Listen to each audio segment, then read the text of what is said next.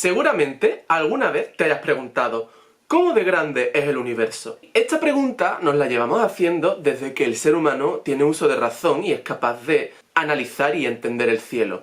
Lo que quizás no sepas es que esta misma cuestión desencadenó uno de los debates más intensos y paradigmáticos de la historia reciente de la astrofísica, hace poco más de 100 años. ¿Quiénes eran los protagonistas de este debate? Shapley y Curtis, dos estadounidenses que eran grandes astrofísicos de la época. Por un lado, Shapley era una joven promesa de la astrofísica, con ganas de innovar en el campo de investigación, sobre todo de estrellas binarias y de cúmulos globulares. Tenía ideas muy descabelladas para la época y era muy ambicioso. Sin embargo, Curtis, que era mayor que Shapley, era más conservador y muy escéptico. Tenía un hueco ya hecho en el mundo de la academia, de la astrofísica. Entonces era famoso por su rigor y por su capacidad de tomarlo todo con perspectiva y sobre todo con escepticismo. Curtis además había publicado muchas investigaciones sobre nebulosas espirales. Que se os quede en mente sus dos campos de investigación.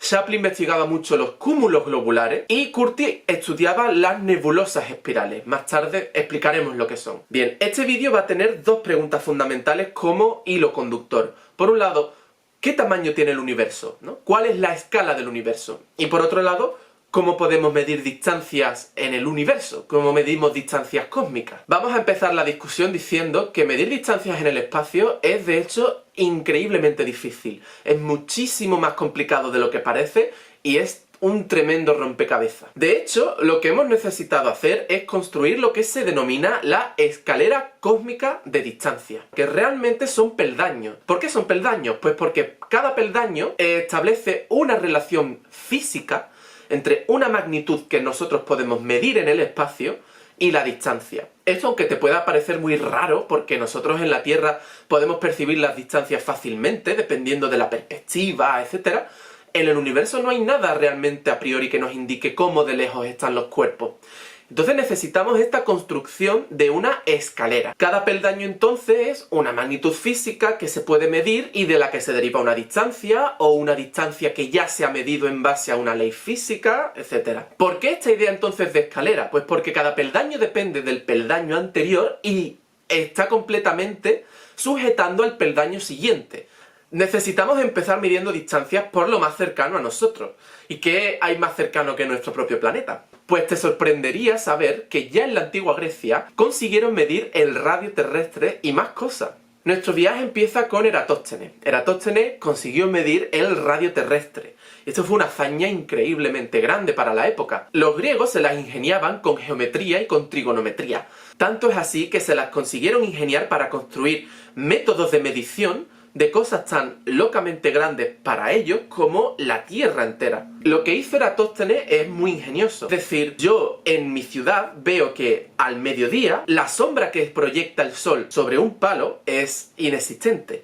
Pero sin embargo, si me voy más al norte, el sol está más inclinado y por lo tanto se puede ver una pequeña sombra. Todo esto a la misma hora. Entonces Eratóstenes lo que hizo fue advertir que en Siena, a mediodía, no había ninguna sombra en su palo, pero que si se iba al norte, a Alejandría, había una pequeña sombra, y que si la medía, podía, con ayuda de la trigonometría, establecer el radio terrestre. Entonces Eratóstenes estableció que la Tierra tenía un radio de 40.000 estadios. Aquí nos encontramos con nuestro primer problema, y es que no sabemos qué quería decir con estadio. No sabemos cuánto mide un estadio realmente. Podría ser un estadio de Olimpia, egipcio, etc. Pero se acercó muchísimo, porque si aceptamos que un estadio mide 150 o 170 metros, entonces estableció que el radio terrestre era de entre 6.244 y 7.358 kilómetros. Algo muy cerca del valor que hoy conocemos de 6.378 kilómetros. Quedaos con esto, la Tierra tiene un radio que mide poco más de 6.000 kilómetros. Podemos también hablar de Aristarco de Samos. Aristarco fue un grande que consiguió medir la distancia a la Luna y la distancia al Sol. Y no solo eso, sino que también dio con la clave para dar una idea de cuánto medía la Luna y el Sol en referencia todo esto al radio terrestre. Es decir, no se había inventado por entonces el metro, sino que medían cosas con lo que tenían a mano, estadios o ahora también el radio terrestre. El caso es que Aristarco hizo una observación muy ingeniosa que realmente es muy tonta. El hecho de que podamos observar eclipses de sol totales y que no duren mucho tiempo, quiere decir que tanto la luna como el sol tienen casi el mismo tamaño angular. Y esto es una gran coincidencia, porque nos permite establecer una relación entre sus radios y la distancia hacia estos dos astros. ¿Qué quiere decir esto? Imagínate que yo tengo una pelota chica y una pelota grande, y que la pelota grande está bastante más lejos que la pequeña. Tú puedes seguramente hacer este experimento en casa y ver que con algo de perspectiva la chica puede tapar a la grande. Esto quiere decir que ambos cuerpos, desde tu perspectiva, tienen el mismo tamaño angular. Es decir, que si desde donde lo estás viendo mides el angulito que abarca su disco, mide el mismo ángulo. Y lo que Aristarco hizo fue realmente ingenioso, y fue decir, yo necesito encontrar una relación geométrica entre el radio y la distancia. Y aquí se le encendió mucho la bombilla. Dijo, yo estoy buscando un triángulo, porque a los griegos les flipaban los triángulos. Y dijo, ¿dónde puedo encontrar un triángulo rectángulo? Pues, efectivamente, cuando el Sol, la Luna y la Tierra forman ellos un triángulo rectángulo. ¿Y esto cuándo ocurre? Pues cuando hay media luna. Entonces, durante una media luna, si pudiésemos medir el ángulo entre el Sol y la Luna, podríamos establecer una relación trigonométrica que nos establezca cómo de lejos está la Luna y el Sol.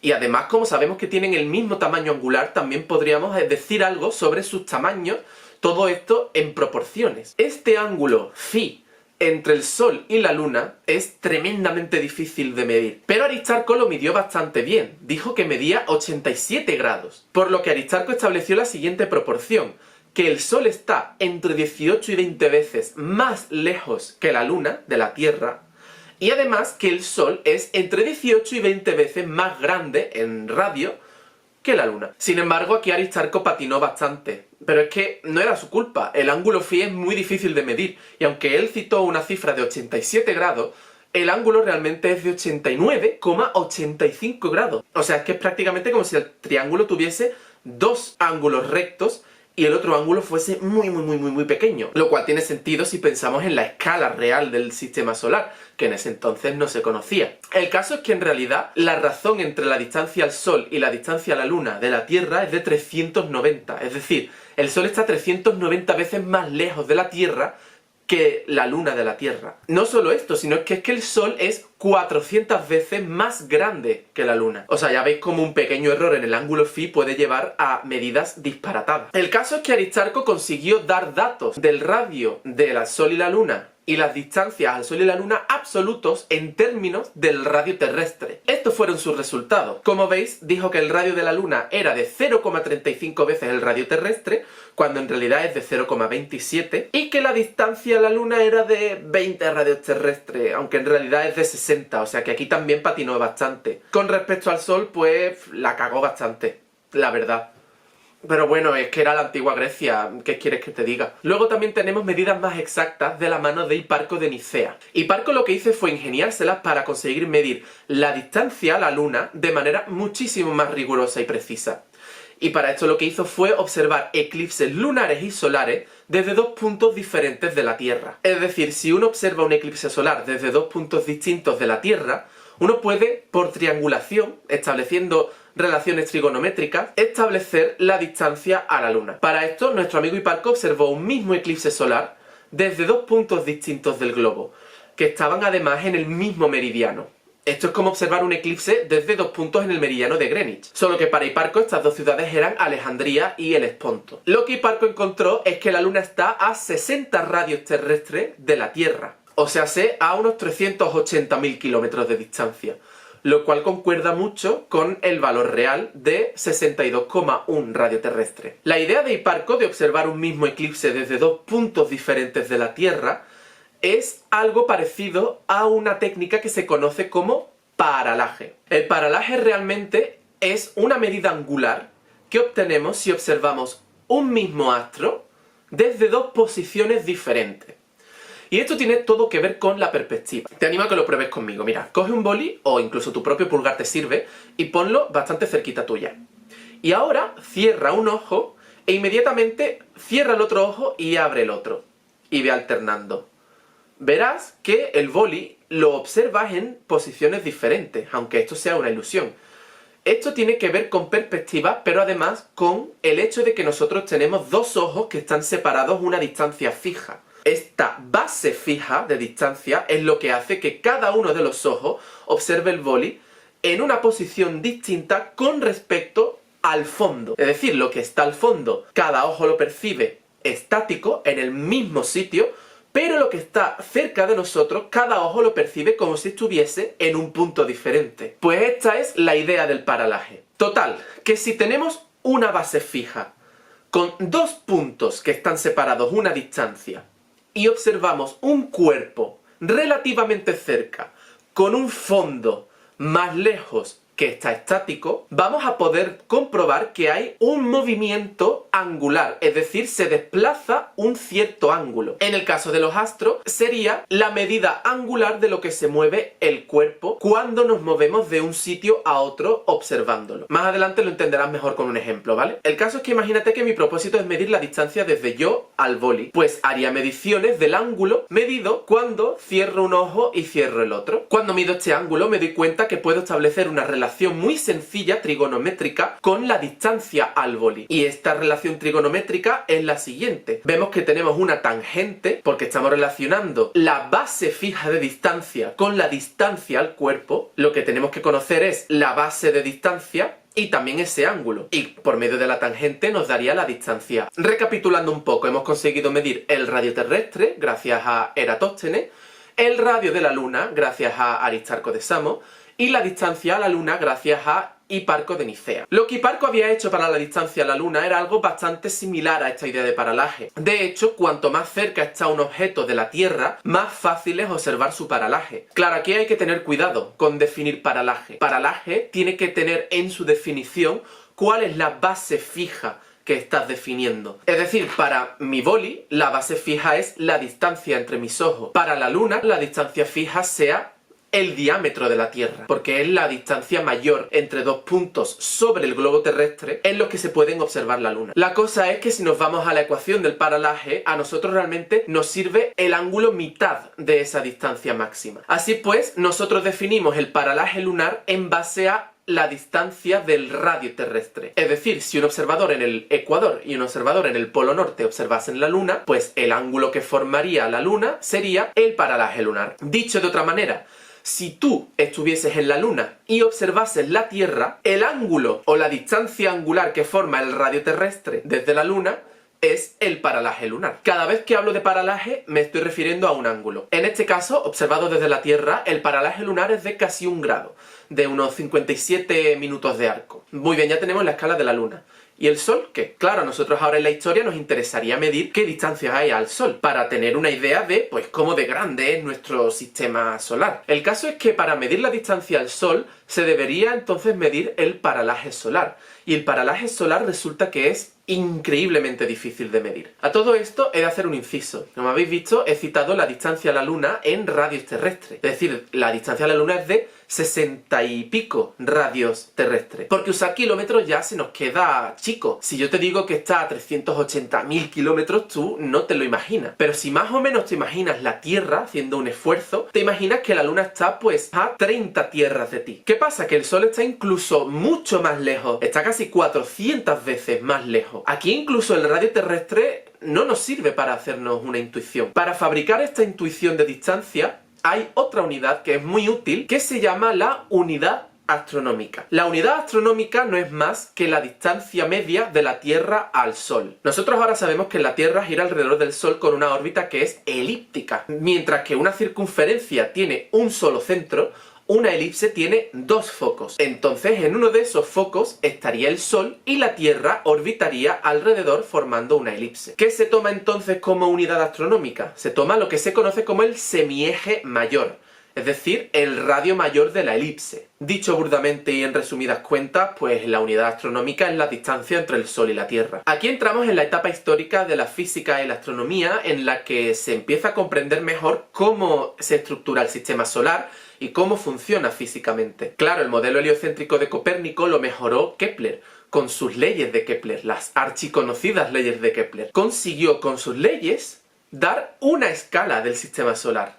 Esto es importantísimo. Problema, igual que nos pasa a nosotros cuando leemos a Eratóstenes hablar de estadios, que no sabemos cuánto mide un estadio, pues es que en la época, a pesar de que se tenía la escala en base a la unidad astronómica, realmente no se sabía cuánto medía la unidad astronómica. Es como si tú supieses hacer un mapa a escala, pero no supieses dar la escala. Total, que aquí empieza un embrollo de medir paralajes solares, pero es que el paralaje solar es hiper complicado también de medir. De nuevo, hay que definir el paralaje solar igual que lo hemos hecho con el lunar.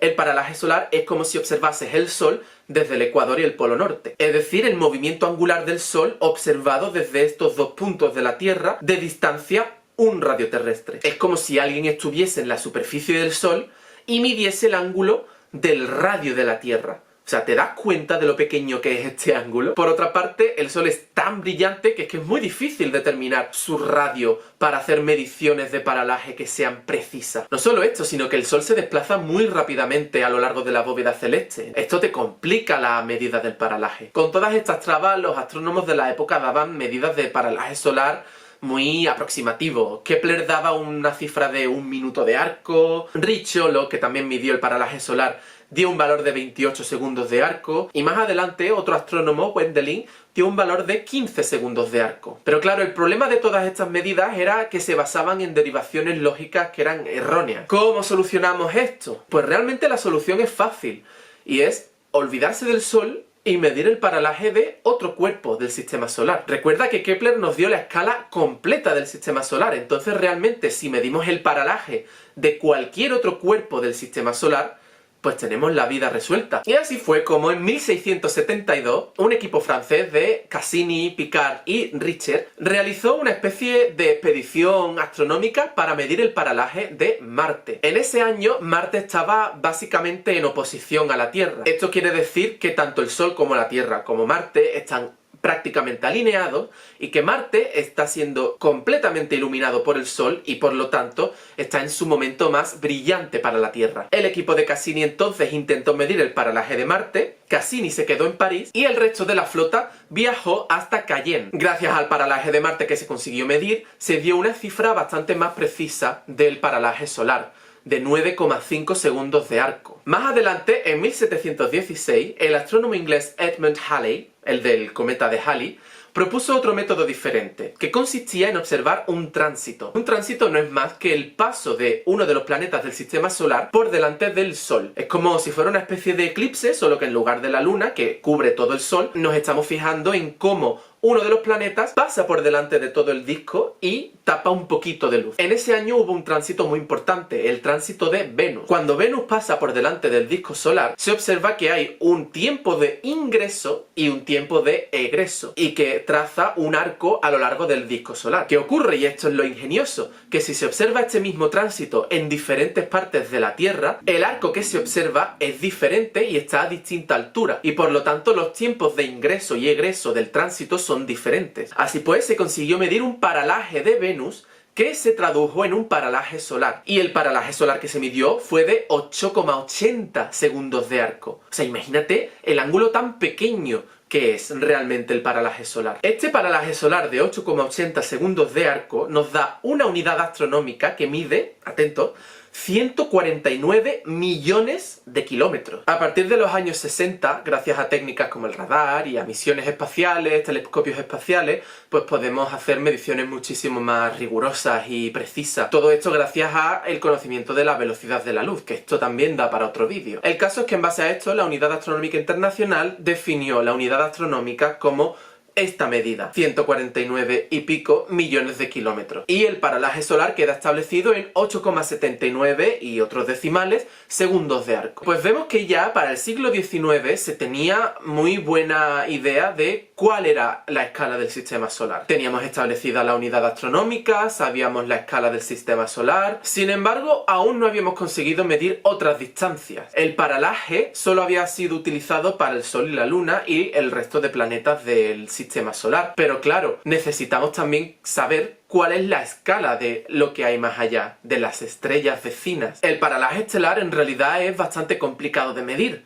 De hecho, parece que las estrellas están a distancias infinitas. Ya en esta época se estaban empezando a hacer observaciones de estrellas que se creía que estaban más cerca de nosotros que otras. Todo esto porque se veía cómo tenían un movimiento que se llama movimiento propio. Este movimiento propio es debido a que el sistema solar y el sistema de estrellas vecinas pues tienen movimientos uno relativo al otro. La cosa es que estas estrellas con movimiento propio se intuía que estaban mucho más cerca que el resto de estrellas que parecían estáticas. Pero claro, ¿cómo podríamos medir la distancia hacia estas estrellas? Pues bien, recordad eso de la base fija para el paralaje. Pues efectivamente la Tierra se mueve grandes distancias a lo largo de un año. Y esto fue lo que se utilizó.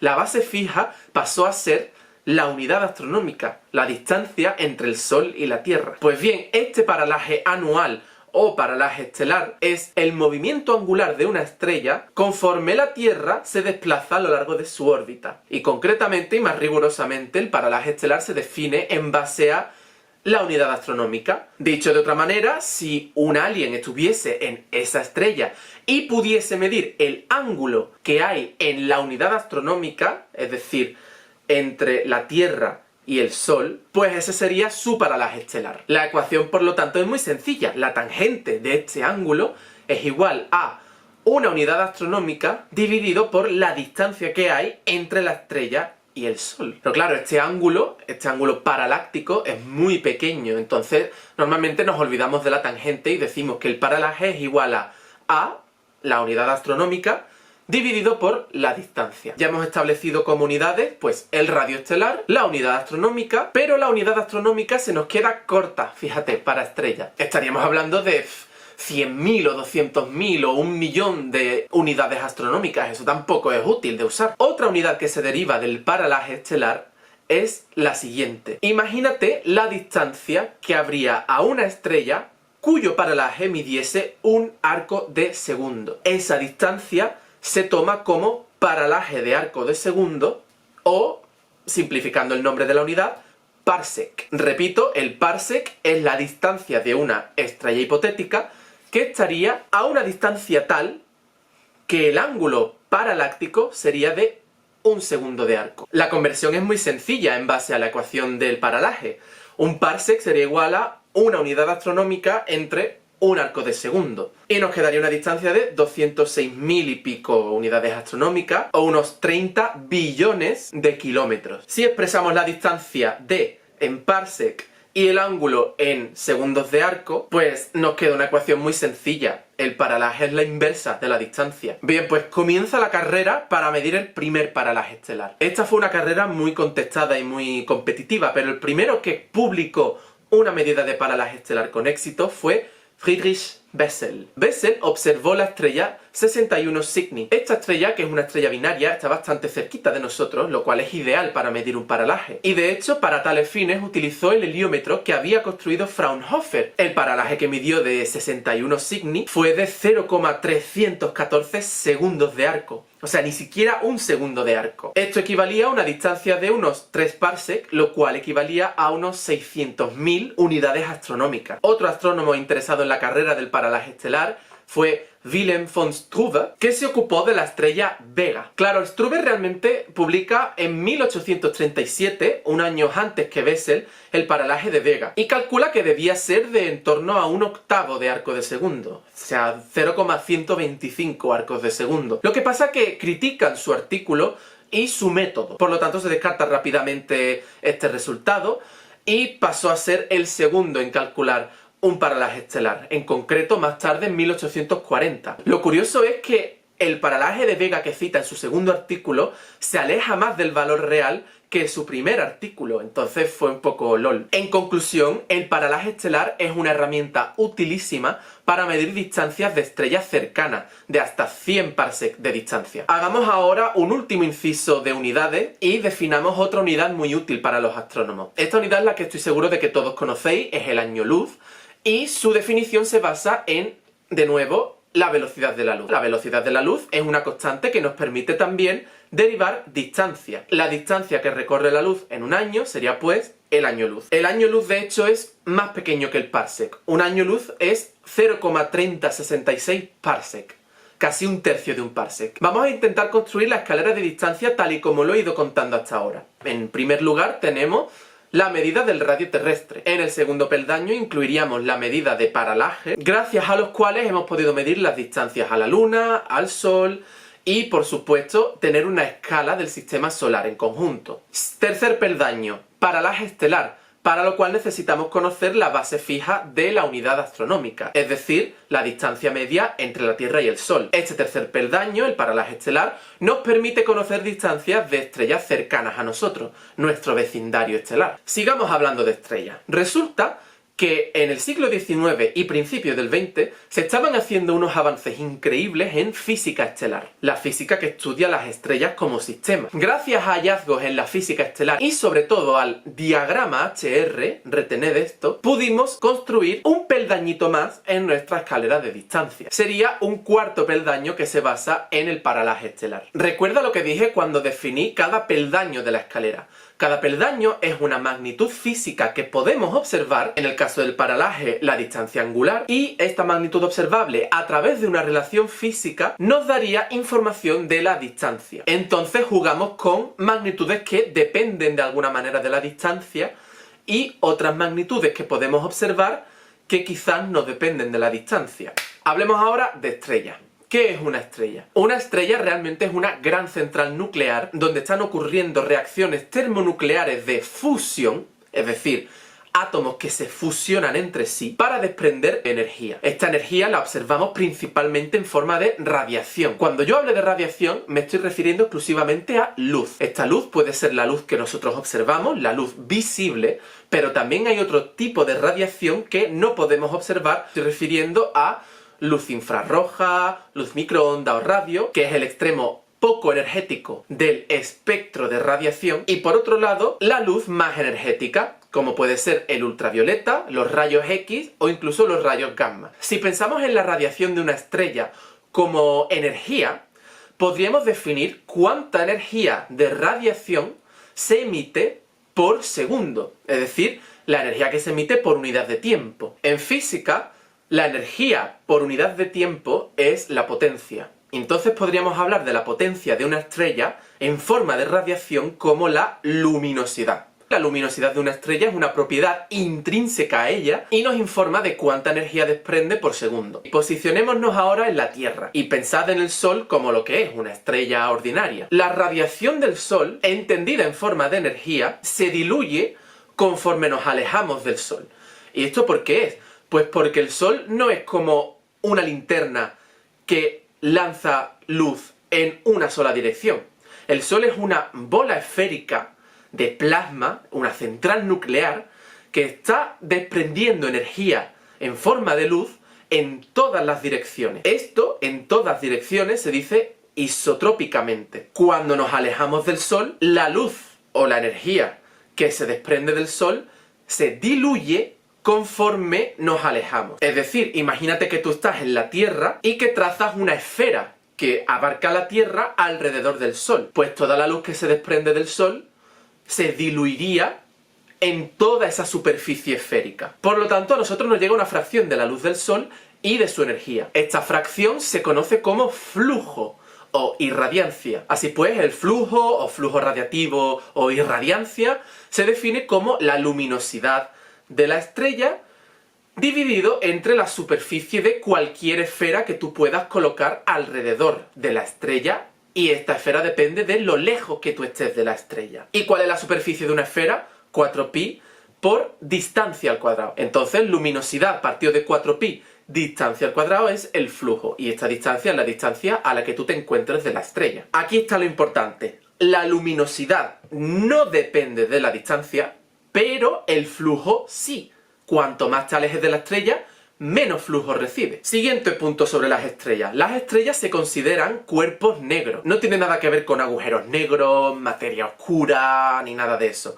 Un cuerpo negro es un término más bien termodinámico. Bien, un cuerpo negro es un cuerpo hipotético que absorbería absolutamente toda la radiación, toda la luz que incide sobre él. Por lo tanto, no refleja nada de luz, y por eso se le llama cuerpo negro, porque toda luz que incide sobre él es absorbida. ¿Qué ocurre? Que Este cuerpo negro sí que emite luz, pero emite luz como consecuencia de que está a cierta temperatura y de que ha alcanzado el equilibrio termodinámico, es decir, tiene una temperatura estable. Este concepto es un poquito difícil de entender, pero básicamente un cuerpo puede emitir luz o bien porque una luz externa rebota sobre el cuerpo, que es lo que se llama reflexión, es decir, refleja la luz, o bien porque termodinámicamente ese cuerpo está a una temperatura cualquiera y como consecuencia de esa temperatura emite luz, solamente por el hecho de estar a esa temperatura. Tú también emites luz. Lo que pasa es que tú, como yo, estás a más o menos 37 grados Celsius de temperatura. Y por lo tanto, la luz que emites como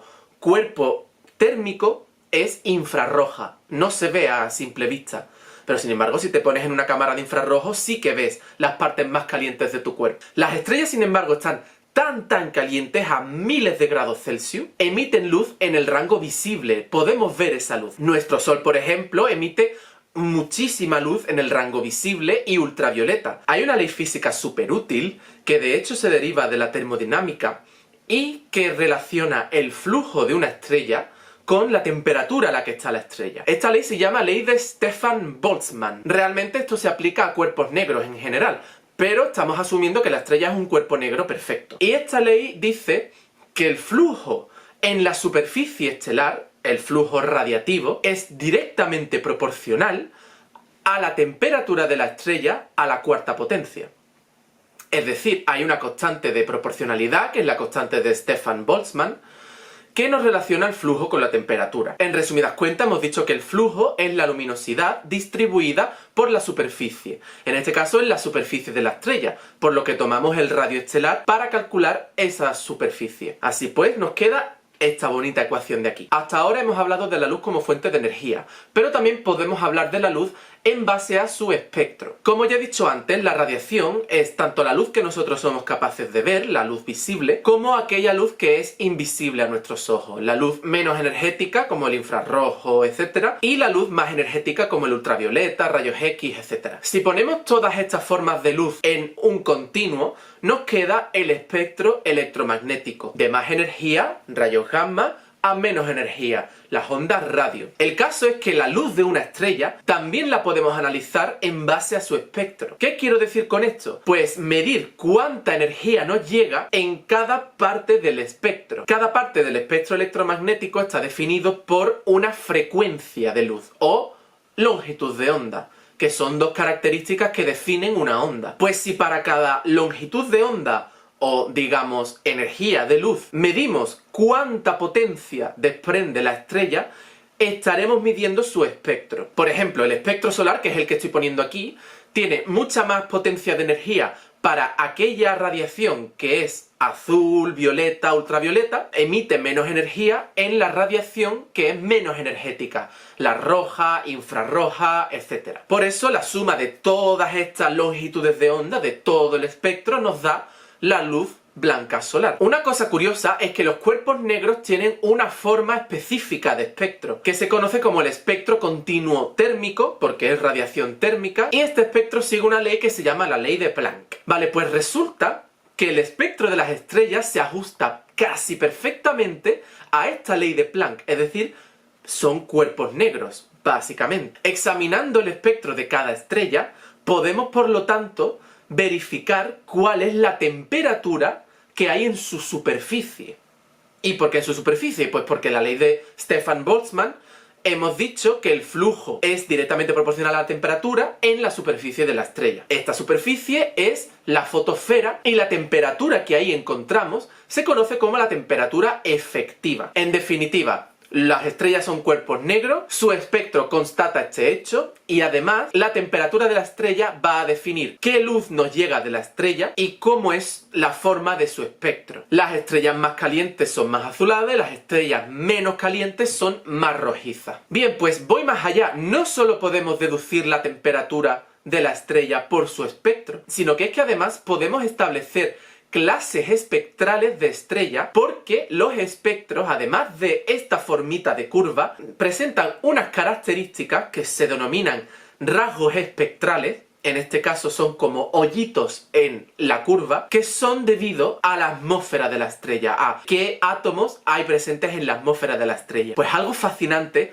es que podemos clasificar las estrellas según cómo sean estos espectros, según la forma del espectro y según estas características espectrales que son líneas de absorción. Y así tenemos una clasificación parecida a la clasificación de animales o la clasificación de plantas en botánica, solo que aquí estamos observando no características morfológicas como en los animales y plantas, sino características o rasgos espectrales y el espectro en conjunto. Y así surgieron las clases de OBAFG-KM, Oh Be a Fine Girl, Kiss Me. Por último, hablemos del brillo de una estrella. ¿Cómo de brillante es una estrella y qué nos dice esto de la distancia a la estrella? Pues básicamente el brillo no nos dice nada de la distancia a priori, porque una estrella puede ser muy brillante pero estar muy lejos, o poco brillante pero estar muy cerca y nos daría la misma luz. El caso es que se ha definido una cantidad que se llama la magnitud aparente para hablar del brillo estelar. Y esta magnitud aparente depende obviamente de la distancia a la que se encuentre la estrella. Esto es análogo al flujo, y de hecho el flujo y la magnitud aparente están relacionadas por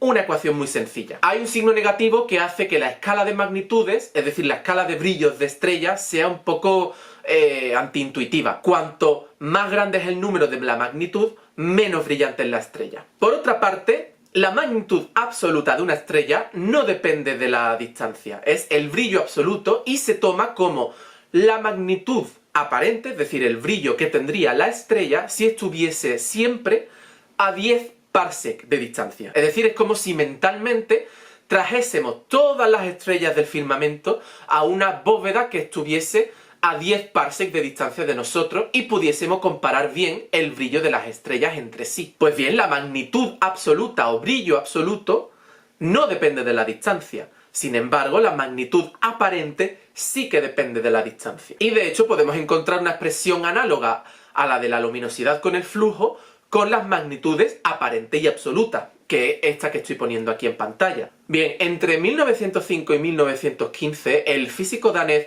Hertzsprung, o Hertzsprung, o Hertzsprung, o como queráis decirlo, se dio cuenta de que realmente, aunque dos estrellas tuviesen la misma magnitud absoluta, su temperatura efectiva podía ser muy distinta. Aunque tuviese una misma magnitud absoluta, un mismo brillo absoluto, eso no significaba que tuviese una misma temperatura efectiva, una misma temperatura de su superficie. Que realmente se dio cuenta de que podríamos buscar alguna relación entre la temperatura efectiva y la magnitud absoluta. De hecho, Hertzsprung empezó a coger estrellas de las que se conocía la distancia, gracias al paralaje, y hacer un diagrama de temperatura y magnitud absoluta o luminosidad, que al final son magnitudes que no dependen de la distancia, sino que son magnitudes intrínsecas de la estrella. Paralelamente, el astrónomo estadounidense Henry Norris Russell desarrolló el mismo diagrama que Hertzsprung. Se dio cuenta de lo mismo, que estas estrellas con mismas luminosidades podían tener una temperatura efectiva completamente diferente. Así pues nació el diagrama Hertzsprung-Russell, o más fácil, diagrama HR. El diagrama HR es un mapeo entre cantidades que sí dependen de la distancia, como por ejemplo la temperatura efectiva, que en sí no depende de la distancia, pero que está vinculada al flujo, o por ejemplo el índice de color, que está vinculada a la magnitud aparente, y magnitudes que no dependen de la distancia, como la luminosidad o la magnitud absoluta. Generalmente lo encontramos como un diagrama que en el eje X tiene temperatura efectiva, color o incluso la clase espectral, y en el eje Y de las ordenadas tiene o la luminosidad o la magnitud absoluta. Vemos que en este mapa se traza una diagonal que se denomina la secuencia principal, y en esta secuencia es donde se encuentran la práctica mayoría de las estrellas ordinarias, como nuestro Sol. Hay otros grupos, por ejemplo, las enanas blancas, los grupos de las gigantes rojas o incluso las supergigantes rojas. Claro, este diagrama se fue construyendo con estrellas cuyas distancias se conocían, pero este diagrama nos va a ayudar en nuestro cuarto peldaño. ¿Y por qué? Porque ahora, con simplemente tomar el espectro de una estrella, podemos clasificar espectralmente la estrella, conocer su temperatura efectiva, gracias a estrellas más cercanas que son de la misma clase espectral. Una vez conozcamos esa temperatura, podemos colocar la estrella en una zona del diagrama HR, y así poder ver cuál es la luminosidad que le correspondería. Teniendo la luminosidad o la magnitud absoluta y además el flujo que se observa, pues podemos calcular la distancia. Esto es asombroso. Estos métodos con el diagrama HR y con técnicas de física estelar son válidos para realmente estrellas de toda la Vía Láctea. ¿Qué es la Vía Láctea? Ya en el siglo XVI, con los modelos heliocéntricos, se especulaba que además del sistema solar existían estructuras más grandes con gran concentraciones de estrellas, y todo esto realmente se fundamentaba en una observación clave. Y es que en la constelación de Sagitario podemos ver un gran brazo con muchísimas estrellas y con un aspecto así como de leche, ¿no? Además, todas estas estrellas se empezaron a observar gracias al telescopio de Galileo. Más adelante, en 1785, con mejores telescopios, Herschel observó muchas más estrellas y empezó a cartografiarlas en un mapa estelar. Le quedó un mapa de forma de nube amorfa y situó el sistema solar en el centro de la nube, mapeando las estrellas más lejanas en los bordes de la nube. Sin embargo, hay más objetos celestes además de estrellas en el firmamento. Por ejemplo, en 1774, Charles Messier catalogó muchísimos de estos objetos que no son estrellas. Este hombre estaba obsesionado con cometas, y no es de extrañar porque es que en ese entonces era el Nova Más y todo el mundo quería descubrir un cometa. Pues claro, su propósito era no confundirse en su búsqueda, y entonces catalogó todos aquellos objetos como nubes, nebulosas o agrupaciones de estrellas para no confundirlas con cometas. Su catálogo, le Catalogue des nébuleuses et des amas d'étoiles, es decir, de nebulosas o nubes y de agrupaciones de estrellas, pasó a llamarse el catálogo de Messier, que hoy en día se sigue utilizando para nombrar pues los cuerpos de Messier, que son una centena de ellos. En ese entonces la palabra nebulosa simplemente quería decir un cuerpo que tenía una forma de nube amorfa o prácticamente amorfa, y que no se sabía muy bien lo que era. Podían ser nubes de gas y polvo, o algo por el estilo. Ya en el siglo XIX se siguieron midiendo las distancias de muchas más estrellas, y para el siglo XX, el físico neerlandés Kapteyn realizó muchísimas medidas de golpe, para así obtener un mapa de la Vía Láctea, o lo que se entendía que era la Vía Láctea.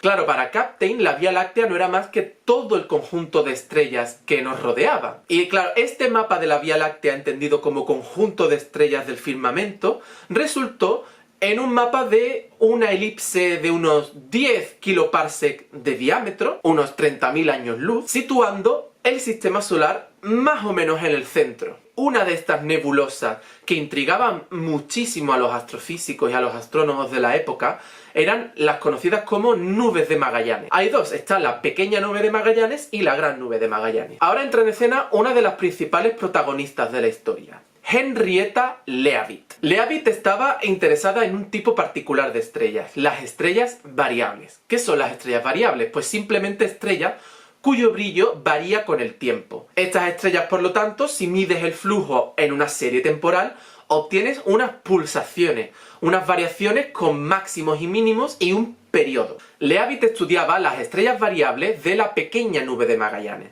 Y en concreto se dio cuenta de algo maravilloso, y es que el periodo de pulsación de estas estrellas variables estaba relacionado con la magnitud de la estrella. Es decir, el brillo de la estrella determinaba su periodo de pulsación. Claro, cuando medimos la curva de luz de la estrella variable, estamos observando el flujo, es decir, la magnitud aparente. Pero Leavitt siguió el siguiente razonamiento lógico, y es que si todas estas estrellas variables estaban en la SMC, en la pequeña nube de Magallanes, entonces debían estar casi todas prácticamente a la misma distancia. Entonces, al estar todas a la misma distancia, podemos sustituir magnitud aparente por magnitud absoluta. ¿Te das cuenta de esto? Estamos haciendo una relación entre una magnitud que se puede observar fácilmente, el periodo de pulsación, y una magnitud que no depende de la distancia y mediante la cual se puede medir la distancia. La magnitud absoluta. Bueno, claro, esto fue una gran revolución en la astrofísica, y de hecho esta ley se conoce como la ley de Leavitt. Las variables que Leavitt estaba observando se conocen como las variables cefeidas, y se llaman así en honor a la estrella tipo de esta clase de estrellas, Delta Cephei. Entonces, ¿cómo podemos usar la ley de Leavitt para medir distancia? Si tú encuentras otra variable cefeida y mides su periodo de pulsación inmediatamente te informa de la magnitud absoluta de esa estrella y por lo tanto puedes conocer la distancia. Las variables cefeidas, de hecho, son una clase especial de indicador de distancia. Se conocen como candelas estándares. Una candela estándar, en el sentido amplio de la palabra, es cualquier objeto que emita luz y del que podamos conocer las distancias solamente con magnitudes observables. En este caso, las variables cefeidas, pues podemos observar el periodo de pulsación y obtenemos la distancia. Es una candela estándar. Se llaman así porque es como si tuvieses una vela en el firmamento cuya distancia está estandarizada. Más rigurosamente, es estandarizable. Porque, claro, la ley de Leavitt hay que calibrarla. Encontrar el punto cero de esa relación entre periodo y magnitud absoluta. Porque hasta ahora no se sabía la distancia hacia las nubes de Magallanes. Entonces no te servían de mucho si no la calibrabas con otras estrellas de las que pudieses medir la distancia con el paralaje, con escaños inferiores de la escalera de distancia. Estamos, señoras y señores, con el quinto peldaño, las variables cefeidas. Son sumamente importantes porque teniendo la ley de Leavitt calibrada, si tú observas una candela estándar, en este caso una variable cefeida, en otra nube, por ejemplo una nebulosa o cualquier cúmulo de estrellas, puedes entonces determinar la distancia del resto de cúmulo o del resto de nube, porque es una vela que te está indicando la distancia. Llegamos por fin a nuestros dos protagonistas de la historia, Shapley y Curtis. Por un lado, Shapley era un joven astrónomo de Missouri que se dedicaba en gran mayoría a los cúmulos globulares.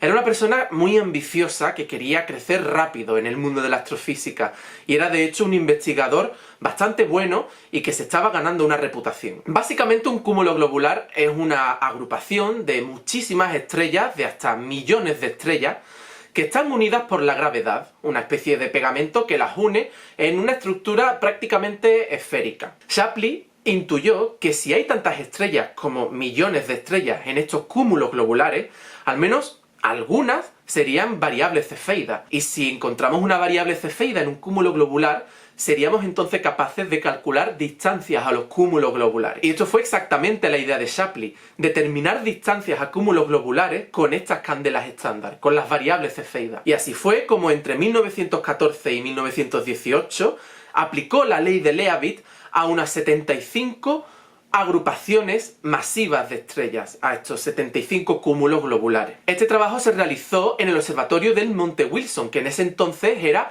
de los mejores observatorios en el mundo y se encontraba efectivamente en Estados Unidos. Lo cierto es que determinar la distancia de cúmulos globulares llevó a Shapley a una serie de deducciones que fueron muy controvertidas. En primer lugar, vio que había una distribución bastante irregular de cúmulos globulares, pero que se distanciaban entre sí un total de 60 kiloparsec. Infirió que el tamaño de toda la Vía Láctea era de 60 kiloparsec. Recuerda que Kapteyn años antes dijo que la Vía Láctea tenía solo 10 kiloparsec de diámetro.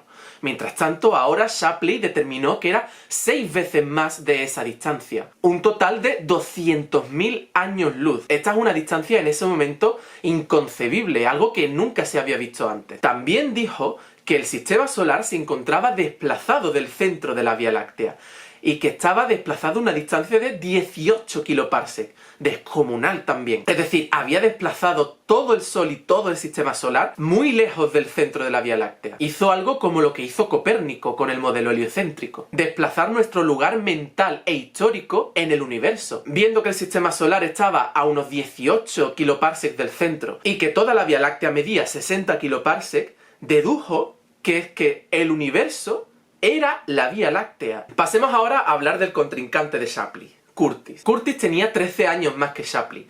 Era mayor y también tenía un lugar muy asentado en el mundo de la academia. Era un investigador reconocido y con una reputación muy buena para los astrofísicos. Se dedicaba sobre todo a nebulosas espirales. Pues bueno, pasa que en ese entonces, como dije, nebulosa se refería a cualquier objeto más o menos amorfo, con forma de nube, que podía ser una nube de gas, una nube de plasma, etc. En concreto, las nebulosas espirales eran estas estructuras nebulares que tenían una forma bastante bien definida, con brazos espirales que salían del centro y tenían además forma de disco plano. En esa época, ejemplos de nebulosas espirales era Andrómeda o Messier 31 según el catálogo de Messier, y la nebulosa del Molino o Messier 101. Curtis observó 4 puntos muy brillantes en la nebulosa espiral de Andrómeda. Estos puntos brillantes eran novas. Esto fue toda una revelación para Curtis, porque las novas ya se habían descubierto antes. Nova viene de la expresión latina stella nova, es decir, estrella nueva. Y es un término que ya se acuñó en el siglo XVI. Se acuñó así porque los astrónomos de entonces veían aparecer en el firmamento de repente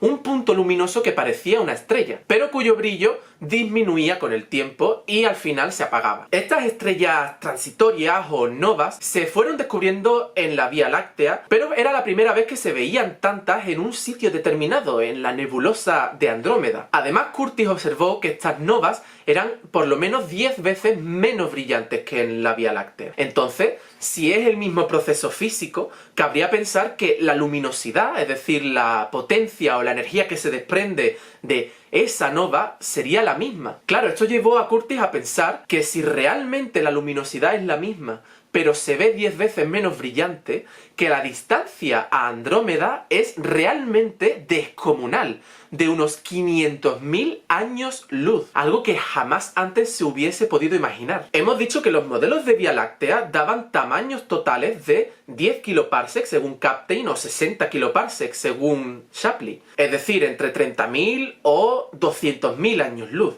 Pero 500.000 años luz es algo de lo que jamás se había oído hablar. Se cocinaba entonces la idea de que Andrómeda no era simplemente una nebulosa en nuestra Vía Láctea, sino que era un universo isla, como se denominaba en los tiempos de Kant, una galaxia por sí misma. Entonces, según Curtis, si tan lejos estaba Andrómeda, es que nuestra Vía Láctea no era todo el universo, sino que había galaxias ahí fuera, universos isla, con sus propias estrellas y sus propias novas. La tensión era latente, y tanto es así que el director del Monte Wilson, donde trabajaba Shapley, George Ellery Hale, propuso una jornada de conferencias allí mismo el día 26 de abril de 1920. Esta jornada de conferencias buscaba congregar a astrofísicos reputados de la época para debatir sobre esta idea misma. De hecho, esta jornada recibió el título genérico de la escala del universo, porque se estaba debatiendo eso mismo. Esto desencadenó un intenso debate entre Shapley y Curtis.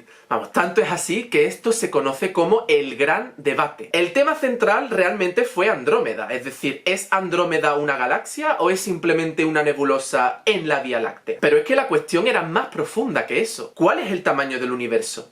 ¿Cómo de grande es el universo? ¿Hay galaxias ahí fuera? Y entonces tenemos ya el ring de combate. Vamos a hablar primero de Shapley, y de lo que él expuso y de cuáles fueron sus argumentos. En primer lugar, en 1918 y 1919, Shapley publicó artículos en The Astrophysical Journal donde estipulaba que la Vía Láctea era en realidad muchísimo más grande de lo que antes se había imaginado. Propuso que la Vía Láctea tenía un diámetro de unos 60 kiloparsecs y además que el Sol estaba desplazado de su centro unos 17 o 18 kiloparsecs. Todo esto midiendo distancias a los cúmulos globulares gracias a la ley de Leavitt y las variables cefeidas. Así pues, según Shapley, la Vía Láctea era todo el universo que se podía ver y contenía todos los cuerpos celestes, estrellas, cúmulos de estrellas, nebulosas, espirales, etc. En segundo lugar, el astrónomo Adrian van Manen, que era amigo de Shapley y que trabajaba también en el Monte Wilson, se había propuesto medir el movimiento de rotación de estas nebulosas espirales. Para hacer esto se basó en el movimiento propio de las estrellas y se propuso medir el movimiento angular en base a una serie de fotografías de las nebulosas espirales con diferencias de años. Así pues, midiendo este movimiento propio y haciendo mediciones sobre el movimiento angular, si se hacían inferencias sobre la distancia a la que estaban estas nubes, pues se podía calcular el movimiento lineal. Claro, el problema es que si asumimos, como dice Curtis, que las nebulosas espirales están fuera de la Vía Láctea a muchísima distancia, el pequeño movimiento angular que se observaban en la serie fotográfica se traducían a rotaciones lineales que eran hiperveloces, es decir, velocidades de rotación que eran una fracción importante de la velocidad de la luz, algo que no era para nada razonable. Los argumentos de Shapley entonces eran los siguientes. El primer argumento era que la distancia a los cúmulos globulares era demasiado grande como para que la Vía Láctea no fuese una metagalaxia inmensa que contuviese todo el universo. les salían distancias de 300.000 años luz, por lo tanto no tenía sentido pensar que había otras galaxias más lejos. Por otro lado, si se asumía que realmente Andrómeda tenía el tamaño de la Vía Láctea porque era una galaxia parecida, entonces se deducía que la distancia de Andrómeda era de 10 elevado a 8 años luz, algo descabellado. Era más lógico pensar que Andrómeda era simplemente una pequeña nebulosa en nuestra Vía Láctea. El tercer argumento era que si Andrómeda realmente era una galaxia tan lejana como decía Curtis, entonces la luminosidad de las novas que se habían observado debía ser mucho mayor que cualquier otra nova que se había visto en la Vía Láctea, algo que no tenía sentido. Por último, el cuarto argumento era que el movimiento de rotación de estas nebulosas espirales, si se asumían como galaxias distantes, eran descomunales. Les salían velocidades de rotación de 5.000 kilómetros por segundo, una fracción importante de la velocidad de la luz, o sea, algo que no era para nada lógico. Ahora es el turno de Curtis. Curtis tenía un punto de vista más escéptico, más tradicional, y se posicionaba mucho más cerca de los modelos de la Vía Láctea y del universo que hasta entonces se habían aceptado rotundamente en la astrofísica, como el modelo de Kapteyn de la Vía Láctea. Así pues, su punto de vista era radicalmente diferente al de Shapley, y así lo hizo ver tanto en sus publicaciones de 1910 y 1920 como en este gran debate. En primer lugar, Curtis opinaba que no podía ser que la Vía Láctea fuese tan grande. Según él, era más razonable pensar que el modelo de Kapteyn de la Vía Láctea con un diámetro de 10 kiloparsec era bastante más lógico. Así pues, basado en mapas estelares con recuentos de estrellas como los de Kapteyn, pensaba que la Vía Láctea simplemente era un disco con estrellas de 10 kiloparsec de diámetro y más o menos en cuyo centro se situaba el sistema solar. Quizás un poquito desplazado, pero no mucho. Pues pensaba que las nebulosas espirales eran galaxias en todo su derecho, objetos fuera de la Vía Láctea, extragalácticos, y no objetos intragalácticos como decía Shapley. Por otro lado, observar novas en la nebulosa de Andrómeda hacía pensar que en Andrómeda había una población estelar diferente. Entonces, si estamos viendo una nebulosa con sus propias estrellas y sus propias novas como en la Vía Láctea, es lógico pensar que es que entonces Andrómeda es simplemente otra galaxia. Además, estas novas que observábamos nos informaban de que Andrómeda estaba a unos 500.000 años luz de la Vía Láctea, algo descomunal. Entonces no era lógico pensar que Andrómeda formaba parte de nuestra galaxia. Añadiendo a este argumento, el astrónomo Slipher había medido velocidades radiales de estas nebulosas espirales y se había dado cuenta de que se alejaban de nosotros a cierta velocidad. Entonces, era lógico pensar que no se trataban de objetos dentro de nuestra propia galaxia. Por último, Curtis estaba convencido de que eran galaxias porque cuando se observaban y analizaban las fotografías de estas nebulosas espirales, se observaba en el borde una especie de material absorbente, como de gas y polvo, que era justo lo que se observaba también en la Vía Láctea. Entonces era lógico pensar que eran estructuras muy parecidas a la Vía Láctea. O sea, galaxias diferentes. En realidad, la principal razón por la que Curtis no aceptaba el modelo de Vía Láctea de Shapley era porque, siendo lo escéptico que era y lo conservador que era, no se fiaba de los cálculos que había presentado Shapley, de las distancias a los cúmulos globulares por medio de las variables cefeidas. Él decía que estas variables cefeidas no eran razonablemente fiables ni rigurosas para medir una distancia. Entonces él propuso que era más lógico pensar que la Vía Láctea era simplemente algo como lo que dijo Kapteyn y que estas nebulosas espirales, que según sus novas eran tan distantes, eran galaxias diferentes, que el universo era más grande de lo que nosotros pensábamos que era. Incluso Curtis no se fiaba de las medidas de Van Manen para las velocidades de rotación. Él decía que estas medidas de velocidades angulares en secuencia fotográfica no era para nada riguroso. Así pues, los argumentos claves de Curtis fueron: primero, se observan 4 novas en Andrómeda y son 10 veces menos brillantes que las novas de la Vía Láctea. Punto número 1, ¿por qué hay tantas novas en Andrómeda? Sería lógico pensar que es que tiene su propia población de estrellas y por lo tanto es una galaxia aparte.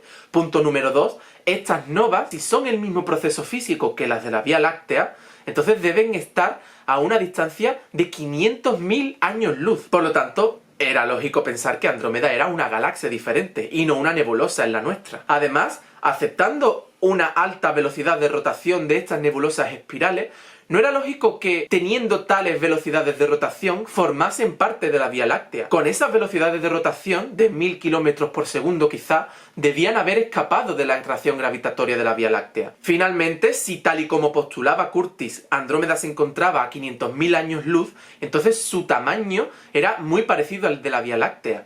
Era bastante razonable pensar esto, que era como la Vía Láctea, pero fuera de ella. Un objeto extragaláctico. Vale, pues una vez analizado todo, los argumentos de cada uno, ¿quién ganó el debate? Pues lo cierto es que los dos tenían razón y los dos se equivocaban. De hecho, este debate es tan importante porque es un paradigma de cómo se hace la ciencia y cómo se avanza en el conocimiento científico.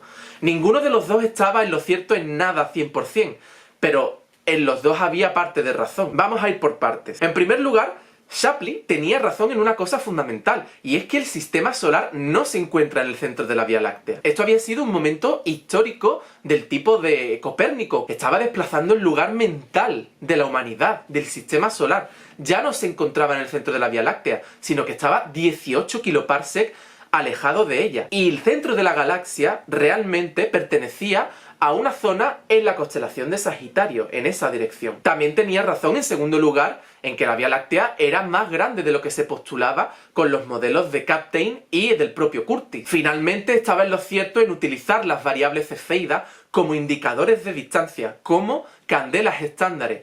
De hecho, siguen siendo una herramienta utilísima en nuestra escalera de distancias cósmicas. ¿Y en qué tenía razón Curtis? Pues como todos ustedes sabrán, Andrómeda no es una nebulosa, Andrómeda es una galaxia. Y de hecho es que Curtis estaba en lo cierto en que todas estas nebulosas espirales realmente eran galaxias aparte de la Vía Láctea. Era algo también histórico, algo que estaba cambiando la forma de pensar en el universo, tanto en lo que compone el universo como en la escala de él mismo. Y también, por supuesto, tenía razón en que esto de medir velocidades angulares con secuencias fotográficas, lo que hizo Van Manen, no era del todo riguroso. Los dos, sin embargo, también se equivocaban en muchas cosas. Obviamente, Shapley se equivocó al respecto de la naturaleza de las nebulosas espirales. No eran meras nebulosas en la Vía Láctea, no eran objetos intragalácticos, eran galaxias aparte. Y después, en segundo lugar, se equivocó también en el tamaño y la escala de la Vía Láctea. Él estimó que la Vía Láctea tenía un diámetro de unos 60 kiloparsec. Bien, esto es demasiado grande para lo que la Vía Láctea mide en realidad. 30 kiloparsec de diámetro. Entonces, ¿por qué se equivocó en dar una escala demasiado grande? Pues la razón en realidad es muy curiosa, muy interesante y no se sabría hasta dentro de unos años. Recordad que Shapley midió distancias a cúmulos globulares con variables cefeidas y usando la ley de Leavitt. La cosa es que no se supo hasta más tarde que había dos tipos de variables cefeidas. Leavitt usó las variables cefeidas de tipo 1, que se encontraban normalmente pues en las nubes de Magallanes y en otros tipos de galaxias. Pero es que en los cúmulos globulares hay otro tipo de población estelar. Y estas variables cefeidas tienen una relación periodo-magnitud diferente. Por lo tanto, había sobreestimado el tamaño de la Vía Láctea. Muy bien, ¿y en qué se equivocaba Curtis? Pues bueno, se equivocaba, por ejemplo, en decir que las variables cefeidas no eran útiles. Al revés, son utilísimas, son candelas estándares y son parte íntegra de nuestra escalera de distancia. Por otro lado, Curtis sostenía que el sistema solar estaba más o menos en el centro de la Vía Láctea, algo que sabemos que es erróneo. Por último, también Curtis estimaba que la galaxia, la Vía Láctea, era demasiado pequeña. Él sostenía la visión de Kapteyn de que el diámetro era de 10 kiloparsec. Además, Curtis usó un argumento muy curioso contra Shapley. Él dijo que, como no se observaban cúmulos globulares en el plano de la Vía Láctea, que estos cúmulos de estrellas no formaban parte de la Vía Láctea en sí, y usó este argumento en contra del modelo de Shapley del universo y de la Vía Láctea. Él dijo que estos cúmulos globulares eran también extragalácticos, cosa que hoy sabemos que no es así, que los cúmulos globulares están completamente unidos gravitacionalmente a la Vía Láctea. Bien, pues como veis, los dos tenían razón y los dos se equivocaban. Y esto dio lugar a una mejor comprensión de cómo es la Vía Láctea, cómo es nuestro universo y cuál es la escala de distancias en realidad. Así que ya veis, el gran debate es algo que nunca se olvidará, algo paradigmático de cómo funciona la ciencia, de cómo aprendemos cómo es nuestro alrededor. Y estoy seguro de que los historiadores de ciencia del futuro lo verán como un momento clave de la historia de nuestro entendimiento de la astrofísica, de cuándo aprendimos que había otras galaxias ahí fuera, otros universos islas, como los llamaba Kant. No solo es que haya, sino es que hay todo un zoo de galaxias ahí fuera. A veces la imagen a gran escala es un puzzle con piezas desperdigadas, piezas que incluso no conseguimos imaginar. En ese entonces no se conseguía imaginar que el Sol y el sistema solar no estuviesen en el centro de la Vía Láctea, o que hubiese otras galaxias. Entonces, la pregunta es, ¿qué puzzle hay hoy en día cuyas piezas no conozcamos? Bueno, pues si te ha gustado, te animo a que te suscribas, a que le des me gusta, y hasta el próximo vídeo.